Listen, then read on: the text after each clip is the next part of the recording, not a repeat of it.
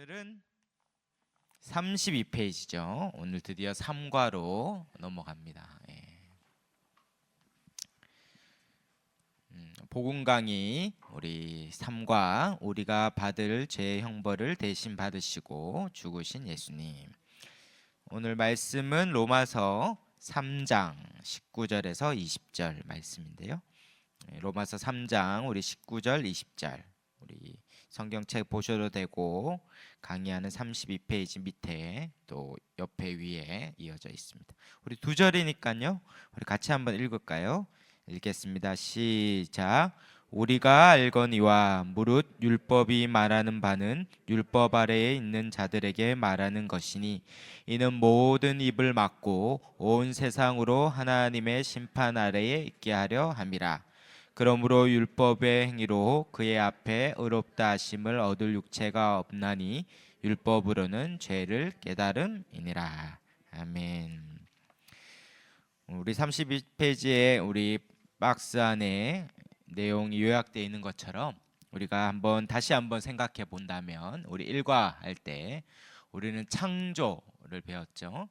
창조는 지구 중심의 창조, 사람 중심의 창조, 바로 사람에게 복 주시기 위한 복된 창조다라고 보았어요. 하나님이 사람을 지으시고 하나님 나라를 창조하신 그곳에 딱 두셔서 그것을 다스리면서 모든 복을 누리도록 하셨죠. 그래서 다스리며 돌보는 사명을 감당하면서 아주 복되게 이름하여 천국을 만들어 주신 거죠. 그러나 2과에 들어가서 창세기 3장에 보면 안타깝게도 사람은 하나님께 불순종하는 죄를 범했습니다. 사탄의 유혹으로 하나님이 이 세상의 창조자이시고 이 세상을 다스리는 주이심을 거부하고 내가 하나님같이 되겠다라는 그 사단의 유혹에 넘어가서 하나님같이 되려고 자기가 원하는 대로 하고 싶은 대로 내 마음대로 내가 인생의 주인이 되어 살겠다. 그것은 세상에서는 죄가 아니라고 그랬는데 하나님의 창조의 피조물인 사람은 가장 큰 반역이죠.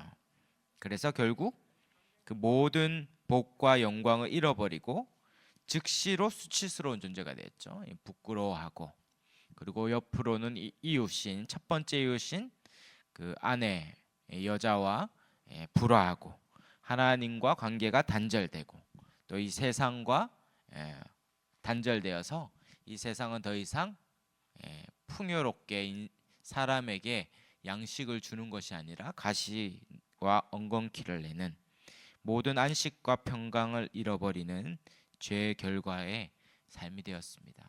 그 특징이 결핍, 부족, 목마름, 갈증, 허기, 배고픔, 이게 이 세상 모든 사람의 형편이 되었죠. 다 행복하고 싶은데 아무도 행복하지 않은, 잘 살면 행복한 것 같은데 잘 사는 나라에 가봐도 우울증 환자가 넘쳐나고 못 사는 나라에 가면 그 기근 가운데 허덕이고, 그래서 어디에도 안식과 평강이 없어요. 그런데 마지막에 어떻게 됐습니까? 창세기 3장 죄가 시작된 그 현장에 마지막에 하나님께서 구원의 길을 예고해 주셨죠. 바로 여자의 후손을 통하여서 구원자가 올 것이다.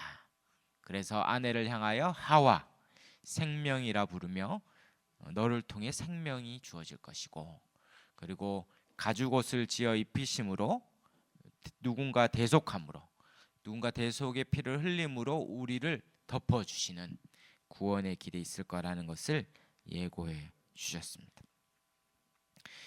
왜 우리는 이런 은혜가 필요한 존재가 되었는가? 우리가 첫 번째 아담 아래로 모든 사람은 죄인이다라는 사실을 보려고 합니다. 33페이지에 큰 1번에 보면 아담의 범죄, 실상 내가 먹은 게 아니죠. 우리가 선악과 안 먹은 게 아니에요. 아담 지가 먹어놓고, 근데 아담 지가 먹었는데 자꾸 우리 보고 죄인이라 그러니까 이게 짜증이 나는 거예요. 지가 먹고 난 먹은 적도 없는데 나도 먹었으면 뭐 이렇게 원망도 안 할 텐데 아담이 먹었어요. 수천 년 전에 아담이 먹었는데 이 아담이 범한 죄가 우리도 죄인이라고 하는 이유는 아담은 전 인류의 대표이기 때문에 그래요. 그러므로 모든 인류는 아담 안에서 부패하고 아담의 범죄로 우리도 동일한 사망의 운명이 있습니다. 이것을 이름하여 이제 대표성 교리다 이렇게 얘기하는데요. 하나님이 첫 인류의 조상인 아담을 지었죠. 근데 아담이란 뜻은 히브리어로 아담 이렇게 불리고 그 뜻은 흙 혹은 사람이란 뜻이에요. 그러니까 하나님이 흙으로 사람을 처음 지어놓고 아담 이렇게 불렀다는 것은 이 사람의 대표예요. 대표 선수죠. 대표 선수. 그러면 아담이 죄를 지었지만 그가 대표이기 때문에 아담 이후에 모든 속한 그 아담의 후손들은 다 그 대표 안에 속해서 죄인으로 간주됩니다. 간주. 예를 들면 김연아 선수 같아요. 이 김연아 선수가 동계올림픽 때 금메달을 탁 땄잖아요. 그러면 어떻게 올라갑니까? 김연아 금메달 하나 이렇게 올라가지 않고 어떻게 올라가죠? 예, 너무 잘하시네요. 대한민국 금메달 하나 이렇게 들어. 왜 김연아 개인이 금메달 땄는데 지가 좋죠. 근데 왜 대한민국 금메달 하나 이렇게 올라갑니까? 예, 잘하시네. 대표 선수기 때문에 대표. 김연아의 금메달은 자신의 영광도 있지만 그가 국가 대표로 갔기 때문에 그 국가의 금메달 하나예요. 그래서 우리도 기쁘죠. 실상 지가 기쁘죠. 뭐 지는 뭐 광고에서 뭐 300억을 벌었다는 의미에서 뭐 지가 다 벌어요. 뭐 연금도 자기가 다 받아요. 그런데 왜 우리가 그 기쁨입니까? 대표 선수니까. 우리의 대표니까 우리의 프라이드요. 우리의 기쁨이죠. 이 아담이 대표 선수죠. 대표 선수. 그러므로 아담이 죄를 지었지만 그는 인류 전체의 대표이기 때문에 아담이 이후에 태어난 모든 인류 전체가 죄인으로 하나님 앞에 여김 받습니다. 간주되는 거죠. 이건 너무 억울할 수 있는데 이건 억울한 일이 아니라 오히려 나중에 보면 복음입니다. 복음. 왜 복음이냐면 바로 예수님이 두 번째 대표로 오셨기 때문에 그래요. 아담 위에 태어난 모든 사람은 아담에 속해서 다 죄인이기 때문에 그 사람은 자기 죄 때문에 다 죽을 수밖에 없죠. 그러나 예수님이 두 번째 대표. 그러므로 예수님은 마리아의 몸을 빌어서 왔지만 실상 아담의 후예가 아니에요. 왜냐하면 동정녀 마리아의 탄생으로 왔거든요. 모든 사람은 남자와 여자가 정을 통해서 낳죠. 그래서 다 아담의 후손인데 처녀의 몸에서 예수님이 태어났기 때문에 실상 마리아와도 관계가 없어요. 그래서 예수님이 요한복음 2장에 보면 가나의 혼인잔 때 나와 너는 상관이 없다. 지 어미도 몰라보는 호로 자식이 아니라 그런 의미에서 관계가 없는 거죠. 창조주와 피조물의 관계가 있습니다. 실상 마리아가 배 아파 낳은 100% 사람이지만 그러나 또 100% 마리아와 관계가 없는 하나님이시죠. 왜냐하면 사람으로 후손으로 온 것 같지만 아담의 후손이 아니라 두 번째 인류의 대표로 창조되어 태어난 것과 같은 거죠. 그래서 우리는 그것을 성령으로 잉태되어 동정녀에게 나셨다 이런 신앙 고백을 하는 것입니다. 제가 예전에 그 첫째 놓을 때 얘기했었나요? 그 딱 첫째 임신하고 이제 산모 교육이 있는데 아빠들도 다 온다는 거예요. 그래서 저도 당연히 오는 줄 알고 가봤는데 남자는 저밖에 없더라고요. 참 좋은 너무 착한 남편인 것 같아요. 거기에 무슨 교육을 했냐면 탯줄의 신비 교육을 했는데 너무 신비롭더라고요. 이 탯줄이라는 게 엄마랑 아기랑 연결되어 있는데 실상은 피가 통하는 거거든요. 근데 피가 통하면 죽잖아요. 왜냐하면 혈액형이 다른 경우도 있으니까. 엄마는 O형인데 자식은 A형인 경우도 있고, 엄마는 A형인데 자식이 AB형인 경우도 있고, 이게 AO, 뭐 BO 이렇게 해서 되잖아요. 그러니까 피가 통하면 죽는 건데 산다는 거예요. 왜 사냐면 그 피가 통하지만 실상 거기가 적혈구가 통과하는 게 아니고 그 적혈구는 다 걸러지고 삼투압으로 딱 영양분만, 피 속에 있는 영양분만 딱 연결돼 가지고 아기한테 주는 거예요. 그러니까 쉽게 말하면 밥만 주는 거죠. 밥만. 그러므로 성령으로 마리아에 잉태되었지만 실상 마리아와 예수는 연결되어 있지만 실상 연결되어 있지 않는 것입니다. 밥만 주는 것이죠. 그 배에 빌어서 태어났지만 그는 우리의 아담과 전혀 상관없는 새로운 인류의 대표로 이 땅에 다 오신 겁니다. 그러므로 어떻습니까? 그분은 죄 없이 이 땅에 오신 것이고 평생 죄가 없으세요. 그걸 어떻게 알 수 있습니까? 이번 주 주일날 담임 목사님 설교를 통해 알 수 있습니다. 예, 바로 이 광야의 40일 시험 동안 가장 최악의 상황일 때, 아담은 어떻습니까? 가장 최상의 상황일 때 단 하나의 먹지 말라는 계명을 어겼던 최상의 상황일 때 하나의 계명을 어겼지만 예수님은 가장 최악의 상황인 40일 금식했을 그때에 이 세 가지 시험을 말씀으로 이겼단 말이죠. 가장 최악일 때 유혹을 이겼다면 그 위의 모든 상 가운데서도 모든 유혹을 이겼을 거라는 거죠. 그것이 아주 대표적인 아주 공생애를 시작하면서 그는 죄 없으신 분이라는 것을 드러내는 것입니다. 그리고 그가 십자가에 죽었으므로 그는 자기 죄 때문에 죽지 않았던 거죠. 모든 아담과 후손들은 다 자기 죄 때문에 죽었는데 그는 죄 없이 땅에 오셨고 죄 없이 사실다가 죽었다면 그건 자기 죄 때문이 아니라 누구의 죄 때문입니까? 예, 우리의 죄. 정확하게 말하면 나의 죄를 대신해서 십자가에 죽은 것이죠. 그의 죽음은 자기 죄가 아니라 바로 우리의 죄를 대속하기 위한 가죽옷, 의의 옷을 입혀주기 위해 죽으셨다는 거죠. 그것이 바로 대표 성교리죠. 그러므로 아담에 속한 아담과 같은 죄를 짓지 않아도 아담에 속했기 때문에 죄인으로 여김받았다면 우리는 예수에 속하여 예수님과 같이 동일한 완벽한 순종과 완벽한 행위를 하지 않았을지라도 예수님께 속한 그 이유만으로 의인으로 간주되어 천국에 갑니다. 그래서 신방 중에 어떤 분은 내가 아무리 이제 돌아가실 날이 더 가까운 산날보다 돌아가신 일이 가까우니 80이 넘으셔서 이제 이렇게 천국 가면 가겠나 이렇게 내가 돌아보면 자신이 없는 거죠. 자신이 너무 자신 있는 사람은 제가 가서 자신 없게 만들어 드려야 돼요. 우리가 하나님 앞에 자신할 수 있는 게 하나도 없어요. 내가 수영노교회 43년 개척 멤버도 아무 소용 없어요. 내가 하나님 앞에 이만큼 한 거 아무리 자랑해도 한 게 100가지지만 안 한 건 수천 수만 가지거든요. 우리가 하루 동안 지은 죄로도 지옥 가기에 충분합니다. 제가 당신은 오늘 지은 죄로도 지옥 가기에 충분함 이런 거 제가 상장 드릴 수 있어요. 우리가 하나님 앞에 우리의 행한 의로 천국 가기에 불가능하거든요. 그런데 어떻게 갑니까? 내가 예수님처럼 모든 일을 완벽하게 행하지 않아도 뭐로 갑니까? 예수님을 믿음으로.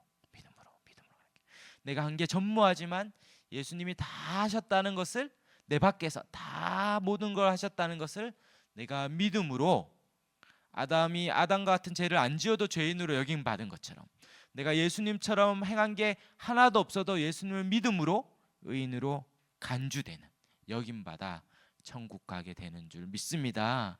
그러므로 이게 복이에요. 이게 복이에요. 이 대표성 교리가 가장 큰 복인 것이죠. 그걸 깨닫기 위해서 뭘부터 해야 되냐면 우리가 아담 안에서 부패하고 죄인이었다는 것을 깨달아야 되는 거죠. 아담이 죄를 지은 이후에 이 죄가 정말 이 코로나 바이러스처럼 지구 끝까지 이 죄가 급속도로 펴져나가죠. 그것을 잘 보여주는 게 창세기 4장부터 11장까지 사건이에요. 창세기 4장에 즉각적으로 가인이 동생 아벨을 쳐 죽입니다. 성경에 나온 인류의 첫 죽음이 뭡니까? 형이 동생을 돌로 쳐 죽이는 거예요. 아담은 자기 아들의 죽음을 보면서 정말 가슴을 치면서 통곡했을 것입니다. 도대체 내가 무슨 짓을 했길래 이 땅에 죄가 들어오고 이렇게 참혹한 일이 있었을까? 그는 그 죄가 만들어 놓은 이 인생의 이 고통, 그것을 보면서 아주 절규했겠죠. 그렇게 그 죄가 그 가장 깊은 농도로 이 세상에 퍼져나가죠. 그리고 가인의 후손들이 죄가 점점 퍼져나가서 창세기 6장에 이르러서는 하나님이 이 세상을 홍수로 심판하지 않고는 공멸합니다. 공멸. 우한을 이렇게 폐쇄한 거잖아요. 폐쇄. 통행을 폐쇄했어요. 중국 정부가. 왜냐하면 이 방법 외에는 이걸 잡을 길이 없는 거죠. 하나님이 홍수로 이 세상을 쓸어버지 않고는 공멸하는 공멸. 다 그 바이러스 죽으니까 아예 통제해버리고 방주 이외의 이 세상을 심판한 것 외에는 길이 전무한 순간이 이르렀죠. 그렇게 했음에도 불구하고 창세기 9장 이후에 또 급속도로 죄가 관영하여 그들이 하나님같이 되겠다고 바벨의 탑과 성을 쌓아서 하나님같이 되겠다는 이 아담의 범죄가 절정에 이릅니다. 그래서 하나님은 이 세상을 이제 더 이상 인류 전체로 심판하는 길이 불가능하겠구나, 그렇게 안 되겠구나 해서 새로운 길을 여신 것이 바로 창세기 12장의 한 사람, 새로운 인류의 조상인 아브라함을 부름으로 하나님께서 구원의 길을 여시죠. 그러므로 구약은 하나님의 택하신 백성과 그렇지 않은 백성이 살아가면서 살 길이 전부하거나, 택하신 백성으로 될 줄 알았는데 아브라함과 이삭과 야곱, 지금 우리가 야곱 스토리를 우리가 지금 큐티하고 있는데, 야곱도 안 되는구나, 떡잎부터 보잖아요. 안 되는구나. 그리고 야곱의 12아들로 시작된 이스라엘 민족도 될 것처럼 보였지만 결국 멸망하는 것을 통해 안 되는구나. 그래서 구약은 결국 안 되는구나. 웃을 일이 아닌데 안 되는구나. 구원의 은혜 이외에는 전무하구나. 길이 전무하다는 걸 보여주죠. 그러므로 성경은 뭡니까? 모든 사람이 다 죄인이고 하나님 의인은 없나니 한 명도 없다. 성경에 혹시 의인은 있나니 3명만 있다 그러면 다 자기가 거기 들어간 줄 알아요. 그래서 성경은 아주 분명하게 얘기하죠. 전무하다. 전무. 의인은 단 한 명도 없다. 우리가 한 장을 넘겨서 그러므로 성경이 모든 사람이 죄인이다, 의인이 없다 할 때 그 기준은 뭐냐면 율법입니다. 오늘 이 율법에 대해서 이제 남은 시간 나누려고 하는데요. 잘 정리하면 좋겠습니다. 성경은 의인과 죄인을 나누는 기준이 율법이에요.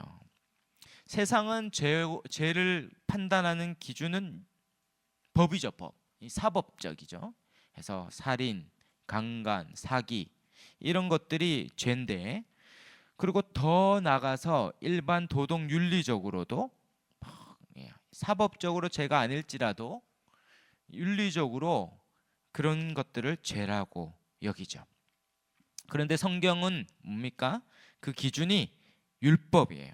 율법은 뭐냐면 쉽게 말해서 하나님의 뜻이죠. 하나님의 뜻이 무엇인지를 알려주는 것이 율법입니다. 그래서 율법은 일반적인 윤리와 비슷한 점도 있지만 다른 점도 있어요.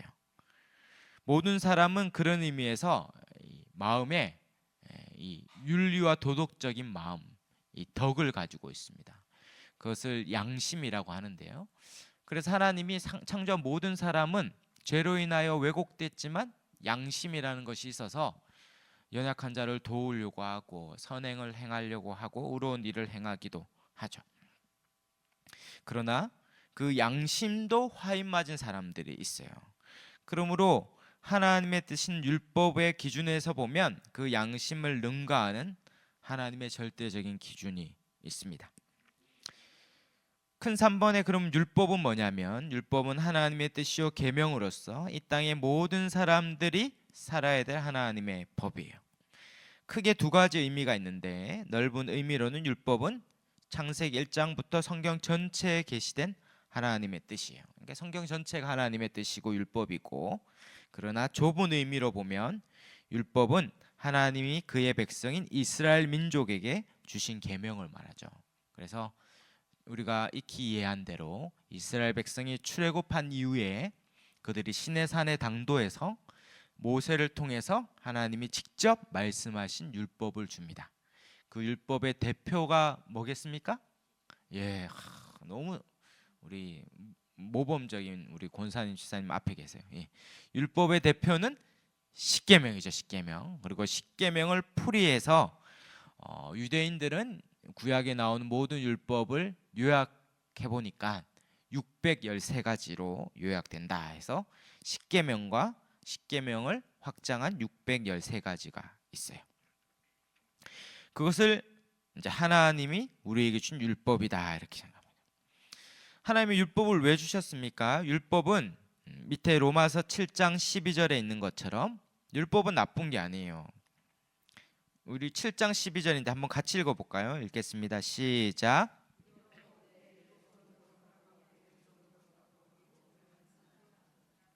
네, 율법은 거룩하고 계명도 거룩하고 의로우며 선하다. 많은 사람이 율법하면 복음과 대비돼서 율법은 안 좋은 거다 이렇게 생각하는데 원래 율법은 좋은 거예요. 거룩하고 선하고 좋은 거예요. 율법 복음과 반대되어 안 좋은 의미, 부정적 의미에서 율법은 율법주의를 말하는 겁니다. 율법주의. 그래서 주의가 붙으면 다 안 좋은 거예요. 율법주의.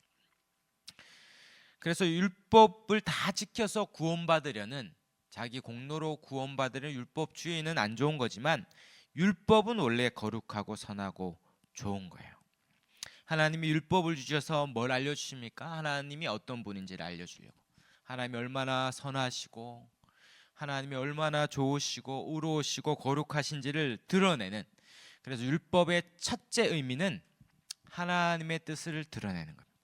하나님을 계시하는 것입니다. 하나님의 선하시고 의로우시고 거룩하신 하나님을 계시하는 것에서 율법은 첫 번째로 의롭고 좋은 거예요.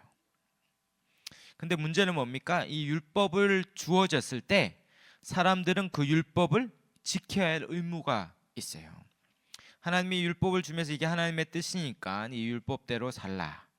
그런데 문제는 죄로 인하여 우리는 더 이상 율법을 지킬 수 없기 때문에 율법이 오지만 그것은 우리에게 정죄하게 되죠. 그래서 두 번째 율법의 용도는 정죄입니다. 정죄. 하나님이 세상을 창조한 이후에 그 율법을 주시고, 원래 율법은 좋은 거였어요. 그 지키면 그 에덴 동산에서 복을 다 누릴 수 있는데 죄를 지은 이후로부터 더 이상 율법 아래 있는 모든 사람들은 다 정죄를 받습니다. 그래서 우리가 읽었던 이 3장 19절에 율법 아래 있는 자, 그 35페이지 밑에 있죠. 율법 아래 있는 자 혹은 율법 행위에 속한 자, 이런 표현이 있는데 바로 죄 가운데 있는 우리를 말하는 거예요. 아담의 죄 이후에 모든 인류는 율법 아래에 태어나서 율법의 행위에 속한 자로서 다 정죄를 당합니다. 왜 그러냐? 가장 중요한 요절이 그 갈라디아서 2장 10절이에요. 이게 제일 오늘 중요한 요절인데 같이 한번 읽어볼까요? 읽겠습니다. 무릇 율법 행위에 속한 자들은 저주 아래에 있나니 기록된 바 누구든지 율법 책에 기록된 대로 모든 일을 항상 행하지 아니하는 자는 저주 아래에 있는 자라 하였습니다. 우리가 태어나는 순간 율법 아래에 있어요. 하나님의 뜻을 지켜야 구원을 얻는데, 근데 아무도 그 율법을 지킬 수 없어요. 왜냐하면 하나님의 기준이 뭐냐면 모든 일을 항상 해야 되는 거죠. 그러니까 모든 율법을 한 번도 예외 없이 다 지켜야 돼요. 기본적으로 다 지켜야 돼요. 그런데 하나라도 어기면 모든 것을 어긴 거와 같은 것이죠. 그리고 하나의 율법을 지키는데 항상 지켜야 되는 것이죠. 잘 지키다 한 번 삐끗하면 다 어기는 것입니다. 뭐 지금 얘가 적절한지 모르지만 뭐 바이러스와 같은 거예요. 바이러스. 항상 조심하는데 한 번 조심 안 하면 어떻게 됩니까? 그냥 걸리는 거죠. 그러면 온몸이 그 바이러스에 감염되는 거예요. 그러니까 죄는 항상 지켜야 돼요. 그러니까 이 무서운 거예요. 이 바이러스가 어쩌다 이게 되고 안 되고 이러면 되는데 반드시 걸린다 그러니까 너무 공포가 있는 거죠 지금. 그리고 모든 순간에 항상 모든 일을 이렇게 가면 아무도 거기에 이해가 될 수 없어요. 그런데 산상수훈에 하물며 뭐라고 얘기합니까? 예수님이 드디어 산상수훈을 통해서 십계명을 풀이해 줍니다. 그래서 유대인들은 십계명을 다 지켰다고 자신했거든요. 나는 모든 율법을 다 지켜 의로운 자다. 사도 바울도 구원받기 전에 율법에 의로운 완전한 자다 이런 얘기를 했거든요. 율법을 다 지켰다는 거예요. 근데 드디어 얘기하는 거죠. 내가 율법을 다 지켰냐? 살인하지 말라는 6계명 지켰냐? 예, 제가 뭐 살인 고사하고 누구 때린 적도 없어요. 그때 예수님이 드디어 10계명을 해석해 주죠. 형제를 향하여 라가라 하는 자. 이 라가는 가장 작은 욕이에요. 우리 엄마들이 맨날 애들한테 하는 거예요. 이게 이 바보 같은 녀석, 뭐 미련 멍충이 말미잘 뭐 하여튼 가장 강도가 약한 그 욕뿐만 아니라 미움까지 형제를 미워하는 그 마음을 먹는 순간 뭐와 같다고요? 살인한 것 같죠. 그러면 이제 어제 여러분 한 8명 정도 죽인 거죠. 8명 죽여요. 운전하면서 기본적으로 3명씩 죽이고 뭐 이래요. 우리가 늘 매일같이 살인자가 되는 것입니다. 그 다음에 7계명을 또 풀어주죠. 음욕을 품는 자마다 뭐라고 얘기합니까? 가늠한 자와 같다. 그러니까 모든 남자는 다 7계명 어겼어요. 이제 안 어긴 남자가 없죠. 뭐 그렇다고 여자는 괜찮은 건 아니에요. 그래서 다 가늠한 자. 그러니까 어떡합니까? 예 없이 모든 일을 항상 행하지 않은 자는 다 저주 아래 있다 했는데 아무도 괜찮다 얘기할 사람이 없죠. 그러므로 다 율법으로 인하여 정죄를 받아 지옥불에 들어가는 것입니다. 36페이지에 넘어가서 그러므로 율법을 지키는 것은 율법책에 기록된 대로 모든 일을 항상 행하는 것인데 왜 그렇습니까? 하나님의 의의 기준에 도달해야 되거든요. 마태복음 5장 48절에 이게 산상수훈 중에 얘기하죠. 그러므로 하늘에 계신 너희 아버지의 온전하신 같이 너희도 온전하라. 이 얘기를 듣는 순간 다 죽는 거예요. 우리가 어떻게 구원받을 수 있습니까? 예수님이 드디어 얘기하는 거죠. 하나님이 온전하신 같이 너희도 온전하면 구원을 받는다. 하나님이 의로우신 것처럼 의로우면 구원받는다. 하나님이 거룩하신 것처럼 거룩하면 구원받는다. 하나님처럼 깨끗한 하나님 어떤 분이십니까? 그분은 점과 티가 없고 회전하는 그림자도 없어요. 그분처럼 온전해야, 요 온전은 영어로 퍼펙트, 완전해야 되는데 그러므로 이 율법의 기준 앞에 모든 사람은 죄인이 되고 하나님의 심판과 율법의 저주 아래 있게 됩니다. 율법을 알기 전에는 몰라서 죄를 지었는데 이제 율법을 아는 순간 다 지켜 내가 구원받겠다 자신할 수 있는 사람이 한 명도 없는 거죠. 그러므로 율법 아래 있는 자는 다 죄인이요 의인은 없나니 하나도 없어요. 그래서 19절에 우리가 읽었듯이 그러므로 이는 모든 입을 막고 온 세상으로 하나님의 심판 아래 있게 하는 것이다. 자꾸 말하는 거 입 열어서 하나님 이 정도면 괜찮지 않습니까? 그 순간 막 입에 자쿠가 막 채워지는 거예요. 저 이 정도면 구원받을 수 있지 않겠습니까? 그 순간 팍 벙어리가 되는 거죠. 말할 수 있는 게 하나도 없어요. 주님 이 정도 하면 대단하지 않습니까? 그런 순간 까불지 마라 하늘에서 말씀이 오는 거죠. 그러므로 하나님 앞에 교만할 수 있는 게 하나도 없어요. 교만했어요. 하나님 앞에는 우리가 고개를 들 수 있는 게 없어요. 그러면 우리는 하나님 앞에 그 율법의 기준 앞에 죽는구나. 그러므로 마지막 갈로 4번 제일 밑에 36페이지 제일 밑에 그러므로 아담은 이미 첫 인류인 아담에게 죄의 결과인 사망을 선언했고 이제 우리도 그 아담 안에서 그 죄 가운데 사망에 이르렀습니다.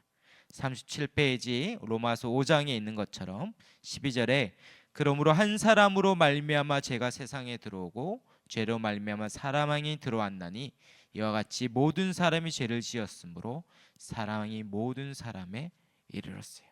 에베소 2장 1절에 우리가 살펴본 대로 허물과 죄로 이미 우리는 죽었다. 이미 영적으로 죽었고 그러므로 육적인 죽음이 예고되어 있습니다. 다 죽어요. 제가 예언의 은사가 있는데 뭐 예언 한번 하면 하여튼 100년 안에 다 죽습니다. 우리는 이거는 분명히 이루어질 겁니다. 분명히 이루어질 거예요. 우리의 영적인 죽음은 반드시 육적인 죽음으로 이어지게 되어 있어요. 우리가 하나님과 교제가 단절되어 있다면 그 사람은 반드시 육적인 교제가 단절되는 목적인 죽음이 오고 더 나아가 영원한 심판이 기다리고 있습니다. 성경은 왜 이렇게 계속 얘기할까요? 우리 37페이지 큰 오벤에 왜 사람은 하나님의 뜻인 율법을 지킬 수 없게 되었습니까? 이 세상에 죄가 들어옴으로 모든 사람이 그러므로 자신이 죄인이며 하나님의 심판이 있다는 것을 알아야 합니다. 원래는 죄가 없었죠. 죄는 원래 하나님이 창조한 게 아닙니다. 그래서 자꾸 하나님께 죄의 원인을 돌리면 안 되고 죄는 밖에서 들어왔죠. 아담이 죄 없이 이 세상에 창조되고 하나님의 뜻을 알 수 있는 그 지식, 수만 종의 동물과 수만 종의 식물과 곤충과 다 이름을 다 지을 만큼 그렇게 하나님이 지혜와 지식을 다 주셨어요. 그리고 분명히 말씀해 주셨죠. 동산 중앙에 있는 나무 열매를 먹지 말라는 분명한 말씀을 주셨고 지킬 수도 있는 능력도 주셨는데 뭡니까? 스스로 그것을 먹은 겁니다. 그것은 어려운 계명이 아니겠죠? 다 먹을 게 지천에 있는데 임의로 다 먹을 수 있는데 동산 중앙에 있는 단 하나의 계명을 가장 좋은 환경에서도 그가 어김으로 죄를 짓고 그 나라에서 추방당한 것입니다. 그러므로 죄의 가장 핵심은 뭐냐면 불순종이고 죄로 인하여 드러난 가장 특징은 무지예요. 무지와 불순종. 이 38페이지에 넘어가서 그러므로 이 세상의 죄인들의 형편의 핵심이 뭐냐면 갈로 2번에 무지입니다. 무지. 에베소 4장 18절 기록되어 있죠. 그들의 총명이 어두워지고 그들 가운데 있는 무지함과 그들의 마음의 굳어짐으로 말미암아 하나님의 생명에서 떠나 있도다. 자꾸 자기가 괜찮다고 생각하는 거예요. 최근에도 어떤 환자 때문에 지금 문제잖아요. 자기가 괜찮다는 거예요. 의사가 계속 권유했잖아요. 가서 검사해야 된다. 나는 괜찮다.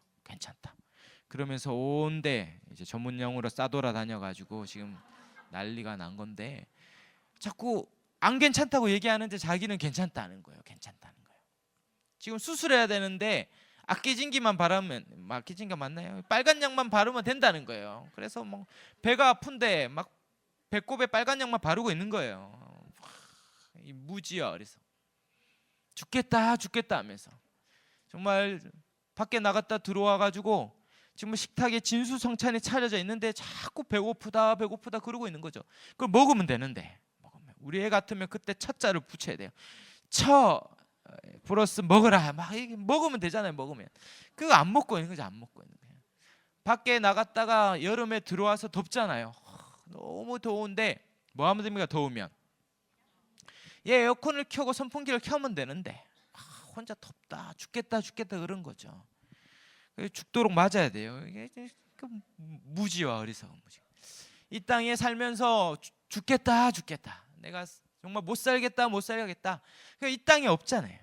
이 땅에 살 길이 전무하면 하늘의 얘기를 들어야 되는데 이 땅에 살 길이 전무하면 하늘의 얘기를 들어야 되는데 자꾸 이 땅에 살 길을 찾으니까 죽어가는 것입니다. 무지죠. 무지. 그들에게 알려줘야 되죠. 회개하라. 천국이 가까웠다. 회개해야 된다. 이 땅에 살 길이 전무하다. 아무리 이 땅에 머리가 되려고 그렇게 박터지게 해도 이 땅에 머리가 돼봤자 주는 거예요. 그 유람선이 지금 폐쇄됐잖아요. 그 확진자가 400명이 넘었어요. 그 탈출해야 돼. 탈출. 근데 자꾸 그 유람선에서 1등 칸에 들어가겠다고 특실에 들어가겠다고 그러지 말고 나와야지. 그 땅에 정말 휘황찬란하게 차려진 그 뷔페가 있으니까 그거 먹고 살겠다고 그 유람선에 있지 말고 뛰쳐나와야 돼요. 뛰쳐나요. 이 땅에 살 수 있는 길이 전무하면 회개하고, 회개는 뭡니까? 돌이켜요. 돌이켜. 이 땅에 살려고 했던 거, 이 땅에 좀 더 잘 살려고, 이 땅에 좀 더 잘 먹고 잘 살려고, 이 땅에 좀 더 머리가 되려고, 좋은 대학 가려고, 좋은 대학 가기를 축원하지만 좋은 대학 가려고, 돈 더, 연봉 더 많으려고, 그러면 잘 산다고 생각하는 거 말고 돌아서야 돼요. 이 땅에 없구나, 길이 전무하구나, 돌이켜 회개하고 주 예수를 믿어야 되는, 주 예수. 이 땅에 전무하기 때문에 살 길이 있다는 걸 알아요. 그래서 너무 모르니까 이 땅에 길이 전무하다는 걸 알려고 은혜를 베푸는 거죠. 은혜를 베푸는. 제가 신방을 가보면 예수 언제 믿었습니까? 물어보면 100이면 100이에요. 자기가 인생에 살 길이 전무하구나. 인생에 하나님이 코너로 몰아가시는데 정말 이쪽으로 몰면 이쪽으로 피하고, 야곱 같죠? 이쪽으로 피하면 이쪽으로 피하려고 때를 나누고, 앞에 제일 미워하는 것보다 덜 사랑하는 종의 자식들 보내고, 레아 보내고, 가장 좋은 자식 라헬을 해가지고 자기는 제일 뒤에 있고, 그래가지고 한때 치면 이쪽을 피하고 살 길을 그렇게 만들면서 가지만 딱 야복강에 만나는 거거든요. 야복강에 딱 만나서 주님 위에 살 길이 전무하구나, 그때 깨달아서 주님이 깨닫도록 환도표를 치는 겁니다. 환도표 안 치고 그 강 건너서 잘 살면 그게 잘 사는 게 아니라 죽는 거잖아요. 죽는 거. 인생의 그 결정적인 순간에 만났을 때 다 그런 거거든요. 그런 거. 건강과 물질과 가정에 여러 인생의 일들이 닥쳐와서 우리가 괜찮은 사람 아니잖아요. 우리가 이렇게 다 있다가 어느 날 정말 저 좋은 전원을 보면서 이 세상 창조한 분이 계시겠지, 예수님이겠지, 그렇게 믿는 경우가 없어요. 옆에 벼락 맞아 누가 죽으니까 루터가 그렇게 회심하는 거거든요. 우리가 그런 존재라는 거예요. 하나님이 그렇게 고집스럽게 하나님 반역하고 거부하고 거절하다가 그렇게 사도 바울이 자기 인생을 회고하면서 가시째 뒷발치 치듯이 주님 거부했거든요. 그 가시째 뒷발치 치는 게 뭐냐면, 이 밭에 소를 모는데 자꾸 소가 딴 길로 가니까 이 가시나무를 채로 만들어가 자꾸 이렇게 모는 거예요. 이쪽으로, 오른쪽으로 자꾸 가려고 하면 오른쪽 치고, 왼쪽을 하면 왼쪽 쳐가지고 그렇게 가도록, 저 예수님 외에는 살 길이 없도록 이렇게 몰아가시는 거예요. 왜요? 이 세상에 아무도 스스로 하나님 찾는 경우가 없기에, 하나님이, 우리가 하나님밖에 없구나, 주님 위에 살 길이 없구나, 그렇게 우리의 자신의 죄인됨을 깊이 깨닫도록, 변명할 수 없는, 핑계치 못하도록, 내가 이러다가 죽겠구나, 그렇게 주님 만나는 줄 믿습니다. 그런 은혜로 여기까지 오셨죠. 다 이렇게 괜찮은 척 앉아 계시지만 옛날에 그때 난리 났었거든요. 다 그렇게 주님 만나고 은혜로 여기까지 왔습니다. 그래서 돌아보니 은혜다, 은혜다. 그때 하나님 은혜다. 실상 그때 가장 인생이 힘들었는데, 그래서 뭐 제자훈련이나 소그룹 때 인생 그래프 그려보면, 이렇게 높은 곡선 그릴 때 보면 실상은 삶은 너무 고달팠거든. 근데 영적인 곡선은 이렇게 높더라고요. 사랑하는 여러분, 그러므로 우리가 하나님 은혜 위에는 살 길이 전무한 자인 줄 믿습니다. 그러므로 겸손히 보기죠. 지금도 자꾸 내 힘으로 살려고 목에 힘이 들어가고, 그렇게 힘이 들어가니까 자꾸 은혜를 잃어버리는 거죠. 오늘도 주의 은혜밖에 없구나, 주님 은혜밖에 없구나, 주님 위에 살 길이 전무하구나, 그렇게 나오는 자에게 주님이 찾고 구하는 자 외면하지 않고 오늘도 은혜 주실 줄 믿습니다. 그러므로 하나님께서 이 율법을 통해 죄를 깨닫게 하는 게 은혜죠. 은혜. 39페이지의 마지막에 그러므로 율법으로 죄를 깨닫는 것이 은혜입니다. 그래서 3장 20절이 끝나면 드디어 3장 21절, 우리 다음번에 볼 때 3장 21절에 드디어 율법에 하나님의 한 의가 나타났다는 짜자잔 구원이 드디어 시작돼요. 그러므로 율법은 우리를 정죄하지만, 그러나 율법은 갈라디아서에 있는 것처럼 3장 24절에 우리를 그리스도께로 인도하는 초등교사가 되어서 여기서는 죽는구나, 내 죄가 내 죽는구나, 그러나 그 율법이 가르쳐 주는 거예요. 저기로 가시오. 그럴 때 저기에 우리의 구원하신 그리스도가 계신 줄 믿습니다. 오늘도 주님께 나아감으로 우리의 모든 죄가 사함 받고 깨끗함 받고 하나님으로부터는 구원의 놀라운 은총을 얻는 저와 여러분이 되시기를 주의 이름으로 축원합니다. 아멘.